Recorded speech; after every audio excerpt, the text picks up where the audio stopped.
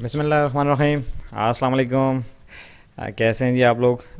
Economics for beginners series हमारी जारी और सारी है। आज का हमारा जो टॉपिक है वो है यूटिलिटी एनालिसिस। ये बेसिकली ये लेक्चर जो है ये कम से कम 2 या 3 लेक्चर्स पे में स्प्लिट होगा ये पूरा टॉपिक, जिसमें हम पहले इससे में यूटिलिटी के कुछ कॉन्सेप्ट डिस्कस करेंगे और सेकंड में फिर law of diminishing margin utility और फिर थर्ड में कंज्यूमर इक्विलिब्रियम। सो ये 3 लेक्चर्स में जाके इंशाल्लाह ये कंप्लीट होगा। So let's begin. What is utility? ये ऐसा कॉन्सेप्ट है, नॉर्मली हम सुनते रहते हैं यूटिलिटी स्टोर्स हो गया या यूटिलिटी बिल्स हो गए, लेकिन इकोनॉमिक्स में यूटिलिटी किसे कहते हैं? So let's try to understand it. Utility क्या है जी? ये जो सेटिस्फैक्शन हम डिराइव करते हैं किसी भी चीज़ को कंज्यूम करके, किसी भी क्या कहते हैं गुड और सर्विस को जब हम कंज्यूम करते हैं तो उससे हमें एक सेटिस्फैक्शन मिलती है। उस सेटिस्फैक्शन को सिंपली हम यूटिलिटी कहते हैं। So it's a satisfaction which is derived from the consumption of goods और सर्विसेज। ठीक हो गया जी। अब ये यूटिलिटी जो है ये एक रिलेटिव टर्म है। ये हो सकता है किसी एक प्रोडक्ट में मेरे लिए यूटिलिटी हो और आपके लिए उसमें यूटिलिटी ना हो, या हो सकता है नेगेटिव सेटिस्फैक्शन हो, डिस यूटिलिटी हो।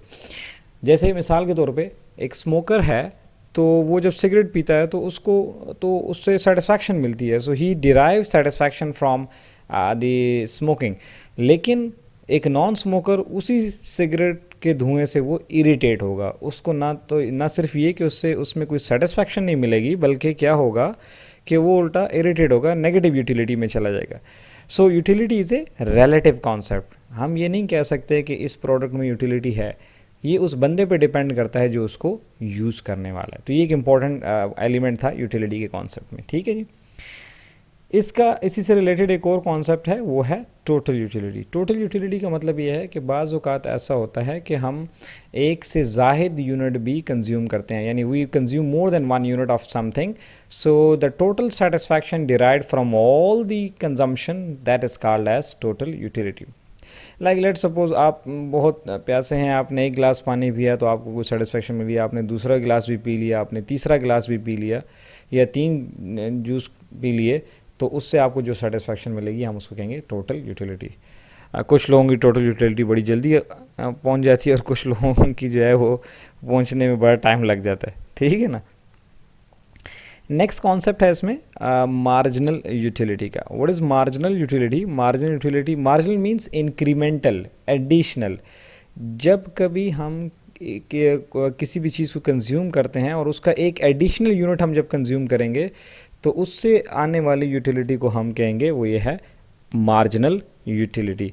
लेट सपोज हम ये कह रहे हैं कि हमने एक एप्पल खाया, उससे हमें यूटिलिटी मिली, वो हमारी मार्जिनल यूटिलिटी है।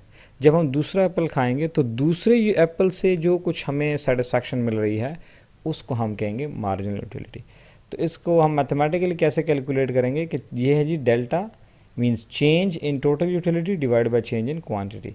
यानी हमारी टोटल यूटिलिटी में जितना इजाफा हुआ है वो जितनी क्वांटिटी की वजह से हुआ है, जो एडिशनल क्वांटिटी हमने कंज्यूम की उससे तकसीम कर देंगे तो हमारे पास आ जाएगी। अगले लेक्चर में हम उसको न्यूमेरिकली आपको करके दिखाएंगे तो फिर आपको समझ आ जाएगी इंशाल्लाह, मज़ीद इंशाल्लाह क्लियर हो जाएगा। तो मार्जिनल यूटिलिटी समझ आ गई। It's an incremental utility, additional utility. आपने 2 रोटियां खा ली, कुछ पेटू होते हैं वो तीसरी रोटी भी खाते हैं, जब आपने तीसरी खाई तो वो तीसरी एडिशनल होगी, अगर चौथी खाई तो फिर चौथी एडिशनल होगी। तो हर एडिशनल यूनिट ऑफ कंजम्पशन से जो सेटिस्फैक्शन मिलती है उसको हम टोटल मार्जिनल यूटिलिटी कहते हैं। फिर एक पॉइंट है जी, इसे हम कहते हैं सोसाइटी या सटाइटी, जैसे भी प्रोनाउंस करना चाहें। ये वो पॉइंट होता है जब आपकी टोटल यूटिलिटी मैक्सिमम पे पहुंच जाती है, इससे आगे आप उसको कंज्यूम नहीं कर सकते। इसे हम कहते हैं it's a point of complete satisfaction. यानी ये वो पॉइंट है, मिसाल के तौर पे जब आप खाना खा खा के जब आप थक जाते हैं और आप डाइनिंग टेबल छोड़ देते हैं और आप कहते हैं कि बस, ये वो बस वाला पॉइंट है जब पॉइंट ऑफ आप कंप्लीटली सेटिस्फाई हो जाते हैं।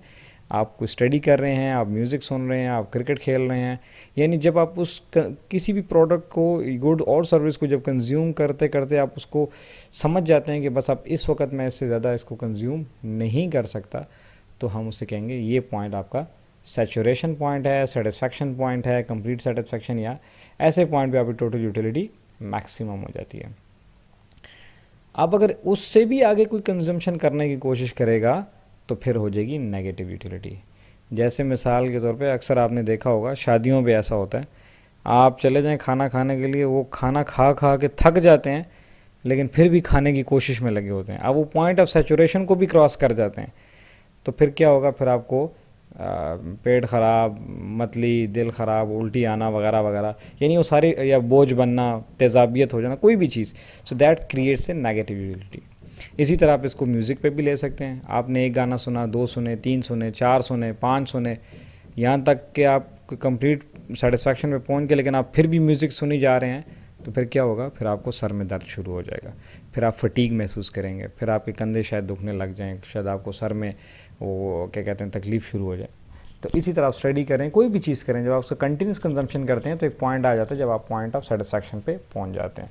सो उस पॉइंट पे आपको कंजम्पशन रोक देनी चाहिए। अगर आप उससे बियॉन्ड चले जाएंगे तो फिर क्या होगा, that will be called as negative utility.